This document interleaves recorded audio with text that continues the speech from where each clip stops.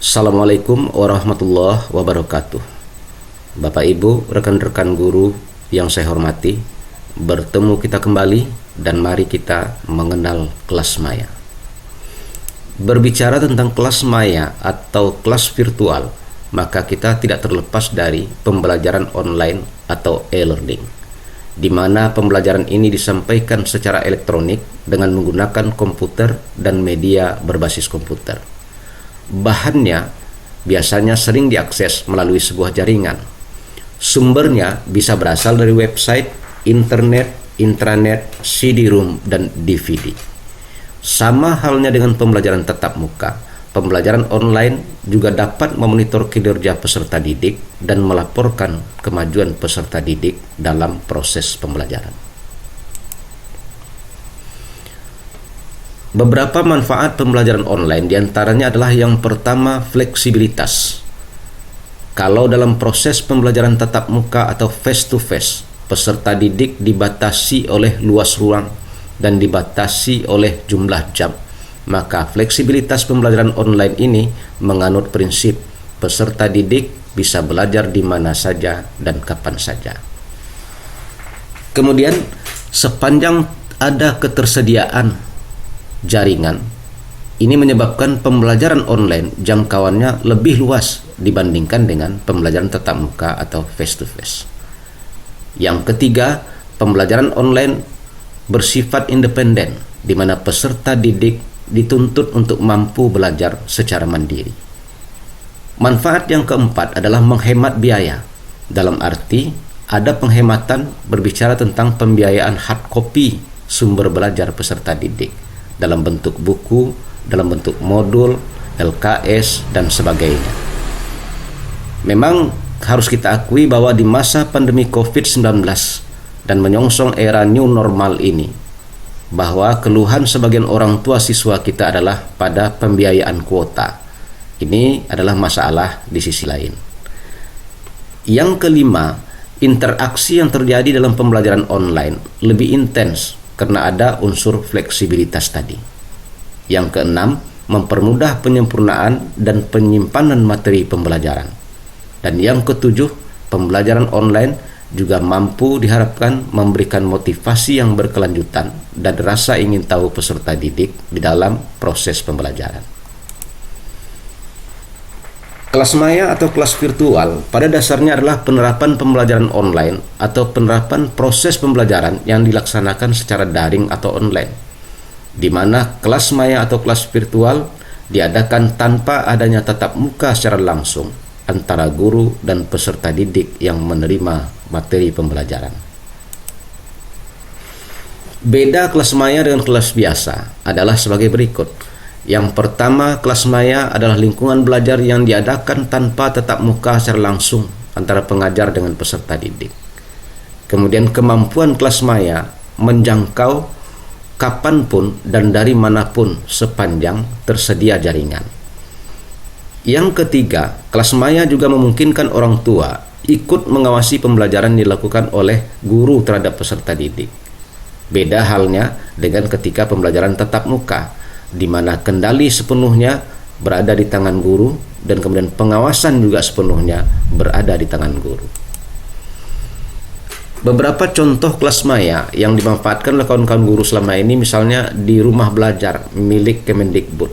Bapak Ibu bisa bergabung ke sana, kemudian Bapak Ibu akan bisa membuka kelas maya di sana. Bapak Ibu selain itu bisa juga sharing dengan apa fasilitas yang disediakan oleh rumah belajar untuk mendukung proses pembelajaran di kelas maya. Ada lagi kelas maya Edmodo, kemudian setelah itu ada lagi Kuiper School, dan banyak lagi contoh yang lainnya, termasuk Google Classroom. Pilihan berada di tangan Bapak Ibu, mana yang menurut Bapak Ibu lebih nyaman untuk dilakukan dan sesuai bagi Bapak Ibu. Silahkan dipilih untuk membentuk kelas maya yang akan menyebabkan terjadinya proses pembelajaran secara virtual, tetapi dalam nuansa yang terkendali dengan baik. Ada beberapa komponen kelas maya. Yang pertama adalah hardware atau perangkat keras. Bisa berupa komputer, bisa berupa laptop, notebook, kemudian gadget atau Android dan sejenisnya. Kemudian setelah itu Bapak Ibu harus mempersiapkan konten. Apa konten belajar, isi pembelajaran yang akan Bapak Ibu gunakan ketika proses pembelajaran di kelas maya dilangsungkan. Kemudian tentu saja ada software pendukungnya. Dan kemudian yang paling penting tentu tersedia jaringan.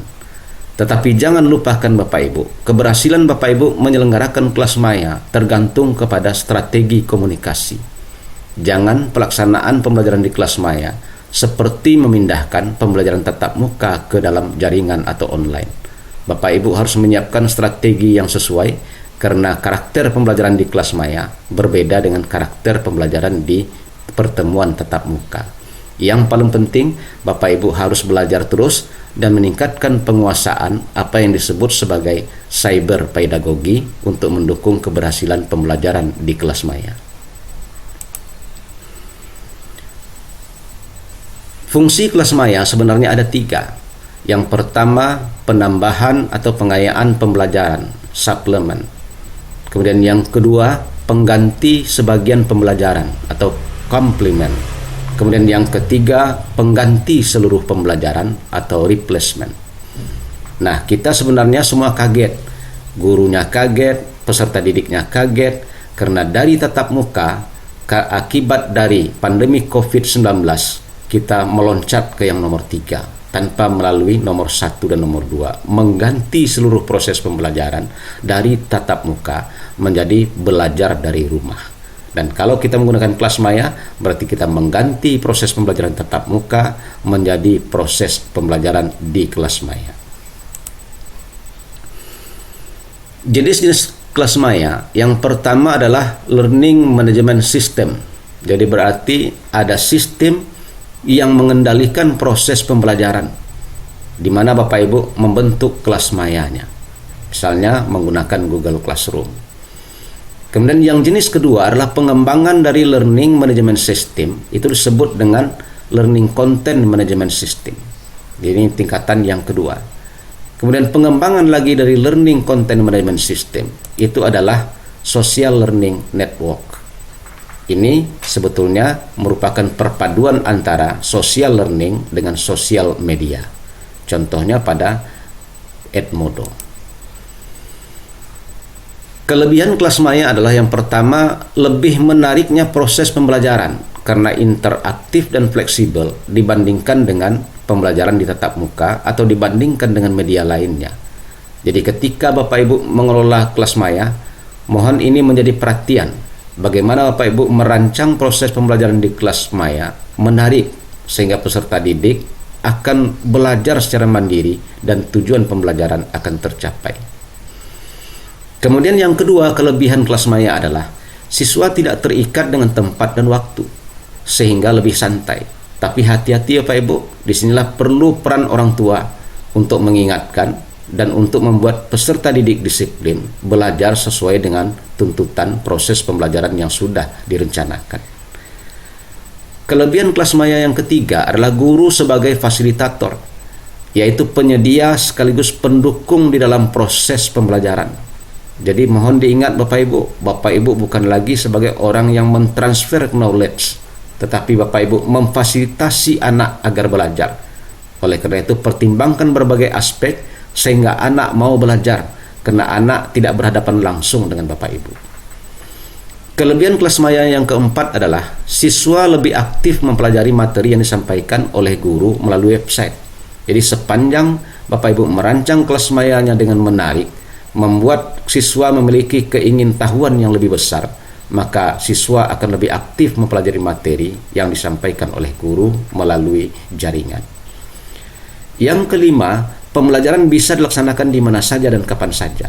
Ini yang kita sebut tadi sebagai prinsip utama pembelajaran online, yang juga menjadi bagian dari kelebihan kelas maya ketika Bapak Ibu menyelenggarakan proses pembelajaran belajar dari rumah dengan salah satunya pembelajaran online. Ada kelebihan, tentu juga ada kekurangan. Apa kekurangan kelas maya? Yang pertama, siswa dan guru harus mempunyai koneksi internet karena kelas maya berbasis web. Memang ada beberapa daerah kita yang masih belum terkoneksi internet, dan alternatif membuat kelas maya saya kira agak sulit direalisasikan. Tapi salah satu juga kekurangannya lagi adalah siswa kadang-kadang lebih asik bermain internetnya dibandingkan dengan belajar materi yang disampaikan. Ini mungkin tantangan bagi Bapak Ibu untuk mencari kiat atau strategi sehingga peserta didik bukan lebih asik bermain internet tetapi asik belajar. Yang kedua, proses pembelajaran yang individual, karena mereka sendiri-sendiri di depan gadgetnya, di depan komputernya, di depan laptopnya. Ini mungkin akan bisa mengurangi pembelajaran, khususnya peningkatan kompetensi sikap sosial antar siswa. Yang ketiga, apabila siswa tidak hati-hati dan terjadi kesalahan materi, maka akan berdampak pada pengetahuan yang didapat siswa tersebut.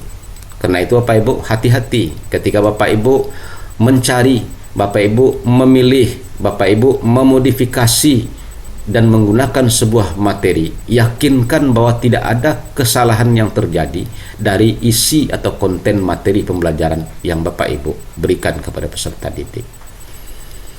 Kekurangan kelas maya yang keempat adalah untuk anak SD, penggunaan internet yang kurang proporsional bisa mengakibatkan penurunan kemampuan bersifat manual seperti menulis, menghitung, dan menggambar. Menulis, menghitung, dan menggambar ini memang merupakan salah satu kelebihan dari pembelajaran yang dilaksanakan secara tatap muka atau face to face. Sementara kalau pembelajaran dilaksanakan secara daring dengan menggunakan kelas maya, sebenarnya yang ditingkatkan itulah kemampuan intelektual peserta didik dan juga kemampuan emosional mereka.